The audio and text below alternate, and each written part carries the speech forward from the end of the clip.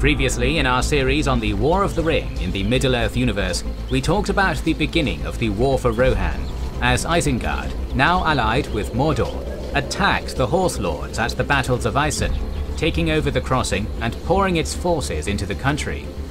As many times before, the Rohirrim retreated to Helm's Deep, where their fate, and possibly the fate of all good peoples of Middle-earth, will be decided.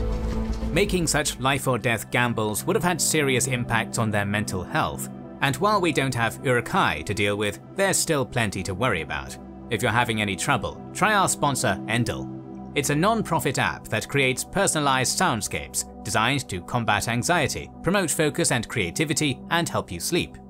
Their AI-powered program incorporates real-time information such as your heart rate and the weather to perfect its soundscapes, staying in tune with your circadian rhythms all day to improve the effect. Neuroscientific studies found it was a fast and consistent way to access the desired state of mind, and scientific research is at the core of their patented technology.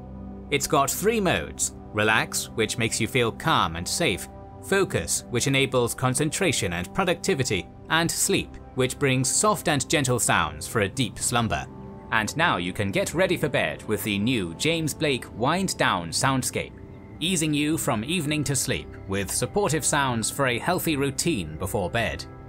Support our channel and get a special offer by being one of the first 100 people to use our link in the description. You will get a free week of audio experiences with Endel, so check it out now. While Gandalf was looking for Erkenbrand in hopes to reinforce Theoden, the king was leading what forces he had and the civilian population towards Helm's Deep. And although Saruman had a chance to attack their column, he knew that the noose was now tightening around Rohan, and planned to destroy the Sons of Yol for good, and all within the Hornburg. Despite being advised by Grima that the walls of the fortress were impenetrable, the sorcerer, through his sorcery, had devised a solution: the Fires of Orthanc, immensely destructive explosives. If placed in the weak spot of the Deeping Wall, a culvert that allowed water to pass from the glittering caves out of the fortress, the Fires of Orthanc would destroy it. While the armies of Rohan and Isengard were on their way to fight a decisive battle at Helm's Deep, the ancient race of Ents was deliberating what actions they should take, and after 3 days, the Ent Moot decided that they would attack Isengard in what came to be known as the Last March of the Ents. Theoden arrived at Helm's Deep and met with the commander of the fortress in the absence of Erkenbrand, Gamling the Old, who had a force of 1,000 defenders of varying quality, as the majority of the finest fighters had followed Erkenbrand to the fords. With the forces of Theoden, the Rohirrim numbered just under 3,000 soldiers, allowing for the defences to be fully manned. Saruman's army consisted of Uruk-hai, the wild men of Dunland, orcs and half-orcs, and due to casualties suffered at the fords, was reinforced prior to arrival, meaning the 10,000 Uruk-hai and their auxiliary forces arrived on the 3rd of March. Despite the best preparations of those now standing atop the walls of the Hornburg, the situation remained a desperate one, causing Legolas to finally turn aside the lifelong enmity of the elves towards their Dwarven counterparts, and speak faithfully to his companion. "But you comfort me, Gimli. I'm glad to have you standing nigh with your stout legs and your hard axe. I wish there were more of your kin among us, but even more would I give for 100 good archers of Mirkwood." Newly made friends decided to test each other's mettle by counting the enemies they would kill in the upcoming battle. The battle began with the Uruks attacking the first line of defences of Hornburg, known as the Helm's Dyke. This was an ancient trench and rampart, about a quarter of a mile below the fortress, and stretched for a mile or more across the valley. It was immensely steep in some places, reaching 20 feet high at its peak, and the gap in the middle was also extremely wide, allowing for Theoden's rearguard to exact heavy casualties before abandoning the fortification. They were able to fill the trench with corpses of Uruks and men of Dunland before retreating back to the fortress proper.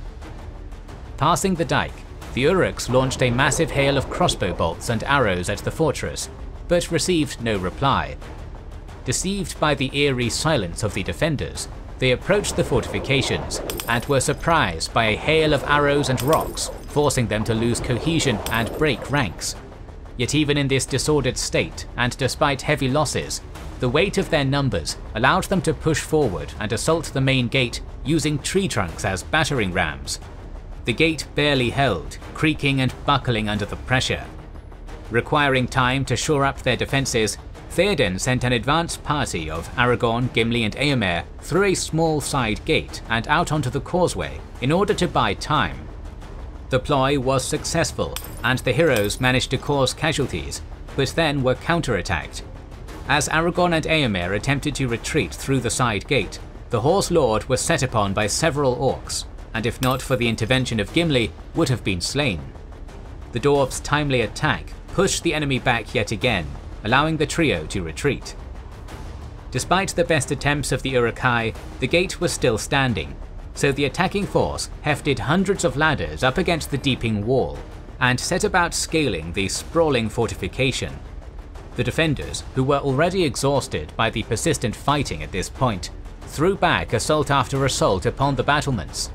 Again, seeing the valour of men, a number of smaller orcs were sent by their Uruk commanders to crawl through the culvert and attack the defenders from behind. Gimli and Gamling led a company of men from the Westfold and slaughtered the orcs who had crawled through, bringing Gimli's tally to 21 kills, while Legolas now had 24. The company then set about blocking the culvert with stones and rocks to prevent such an attack. However, it is at this point that the sorcery of Saruman played its part. Placing the fires of Orthanc by the wall, a berserker was sent to set it ablaze. Although Legolas did the best he could with his bow, he wasn't able to bring down the torchbearer in time. The explosion brought down the culvert along with a large part of the Deeping Wall, leaving Gimli and his company isolated, while also bringing the fortress's defences to its knees. A massive host of Uruk-hai poured through the breach, and the defenders on the ground, led by Gimli, Éomer and Gamling, were pushed back into the glittering caves. Meanwhile, Aragorn and Legolas, who were atop the wall at the time of the explosion, engaged in a fighting retreat towards the keep, barely avoiding being overrun, with Legolas being forced to save Aragorn's life from an orc's blade. At this exact time, the Entish assault on Isengard began, with Treebeard leading from the front, accompanied by Merry and Pippin, who acted as rock throwers from on high. The rage of the Ents was incomparable, as they had first been created at the request of Yavanna, one of the Ainur and Valar, in order to protect her trees from the newly created race of the Dwarves, and had been taught the common tongue by the elves of old. Their strength was also unmatched, with Treebeard boasting that when roused to violence, they were stronger than any troll, with Morgoth having created the trolls in order to produce a force capable of matching them and failing in this regard. Following on from the Entmoot within Fangorn Forest in Durndingle, the Ents decided to vent their fury at their failure to fulfill their duty in shepherding the trees, and with a common purpose of vengeance never before witnessed among the Ents, their fury drove them to enter the War of the Ring. With Isengard having been emptied due to the assault on the Hornburg, their defences were no match for the might of the Ents, accompanied by a sizable contingent of Huorns. Huorns were an ancient race of slow-moving trees who the Ents had cared for throughout the Second and Third Ages. Obeying their shepherds, they descended upon Isengard as a great dark forest, striking fear into the hearts of the token garrison left in Isengard, as the majority of the force had marched to join the Battle of the Hornburg. Treebeard and company tore down their walls and broke the dam over the Wizard's Vale, destroying the pits, mines and weapons of war which Saruman had accumulated, effectively cleansing the taint of darkness from the valley. Yet they were unable to break down the Tower of Orthanc, which had been forged by the Númenóreans, and as such, Saruman was effectively left as their prisoner. When news reached Sauron of this setback, he planned upon the reclamation of Isengard following on from his ultimate victory, to grant the Tower of Orthanc to his loyal Black Númenórean servant, the Mouth of Sauron. The situation in Helm's Deep was far grimmer.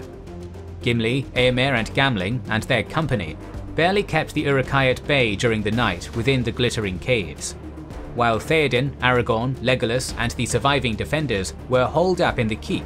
as the Uruk-hai prepared to make one final push through their defences the following day. Aragorn appeared just before dawn to offer parley, stating that if the Uruk-hai lay down their weapons, they would be spared. Laughing at this suggestion, they attempted to feather the last line of Isildur with arrows, almost killing him in the process. Theoden now began to despair, before being reminded by his comrades of the need to fight on in spite of the current desperate circumstances. The descendant of Yul pondered upon what had become of the Rohirrim. Where now are the horse and the rider? Where is the horn that was blowing? Where is the helm and the hauberk and the bright hair flowing? Where is the harp on the harp string and the red fire glowing? Where is the spring and the harvest and the tall corn growing? They have passed like rain on the mountain, like a wind in the meadow. The days have gone down in the west, behind hills into shadow. Who shall gather the smoke of the dead wood burning, or behold the flowing years from the sea returning? Seeing that the defenders were desperate, the Uruk-hai broke down the gate of the keep, but were surprised to hear the horn of Helm Hammerhand sound in the deep. Their surprise did not last long, as Theoden, leading his riders alongside Aragorn and Legolas, burst forth and pushed the Uruk-hai back along the causeway. The men of Rohan were roused to particular fury by the words of their king, now restored to the full strength of his character and willing to lead them through whatever darkness lay ahead. Arise now, arise, riders of Theoden, dire deeds awake. Dark it is eastward, let horse be bridled, horn be sounded, forth Eorlingus! Simultaneously, upon hearing the horn of Helm Hammerhand, Gimli, Eomer and Gamling led their force out of the glittering caves, driving the Uruk-hai before them until they had retreated beyond the Deeping Wall. The Uruk-hai attempted to reform just beyond Helm's Dyke, as the two forces of Rohan converged to meet what was still a numerically superior foe in the field. The battle hung on a knife's edge, with the White Hand of Isengard still holding a significant advantage in terms of the force they could bring to bear. It is at this point that Gandalf appeared upon Shadowfax with the rising sun behind him. He had brought with him Erkenbrand and a force of 1,000 riders, battle-hardened survivors of the conflicts on the River Isen, led by their valiant captains Grimbold and Elfhelm. Likewise, an entirely newly arrived forest of strange trees blocked off the final avenue of escape. Following Gandalf's lead, the Eorlingus charged into the rear of the Uruk-hai, while Theoden and Eomer's forces supported the attack, crashing against the besiegers with all of the strength their exhausted soldiers could muster. The Sons of Yul would prove their valor once more, attacking the entrapped fighting Uruk-hai with a ferocity inspired by the men lost at the fords of Isen and in the previous raids on their country. The Uruks soon lost cohesion and broke ranks, ensuring their slaughter, with the survivors fleeing into the newly emerged forest to their detriment. Less than half of the 10,000 Uruks were able to flee into the forest, where they were all annihilated by the Ents and their younger saplings, the Huorns, ending the Uruk threat for good and all in the Riddermark. The battle was a costly victory for the men of Rohan, yet the power of Isengard was utterly shattered in the process. The Dunlendings laid down their weapons and were granted amnesty by King Theoden, which came as a massive surprise to the Wild Men, who had been told by Saruman that any men who surrendered would be burned alive by the Rohirrim.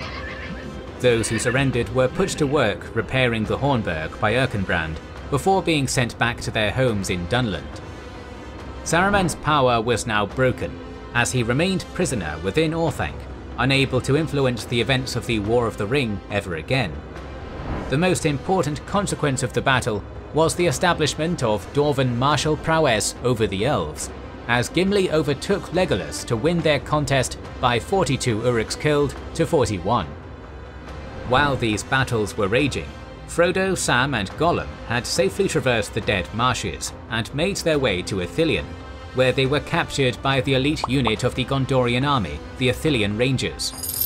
During an interrogation conducted by Faramir, Sam accidentally gave away the information that Frodo bore the ring. But fortunately for all involved, the captain of the Rangers proved his quality to be of the highest order. Recognizing the importance of their quest, he allowed the company to continue on their journey, which headed towards the Morgul Vale and from there into Mordor. He would face massive consequences for such an action from his father, but considered it a slight price to pay, stating, "But fear no more, I would not take this thing if it lay by the highway.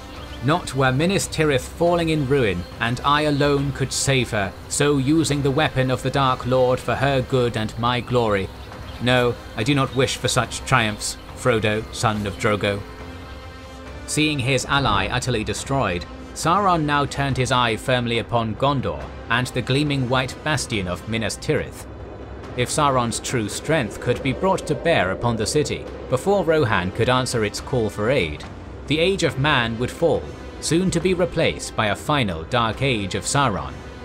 Yet despite the might he could bring to bear upon the Gondorians, Sauron still knew fear, as the Ranger from the north looked set to take up his rightful mantle as King of Gondor, and the One Ring remained beyond his grasp and inching ever towards destruction. This brings us to the events detailed within the Return of the King. However, this is the story for our next documentary on the history of Middle-earth.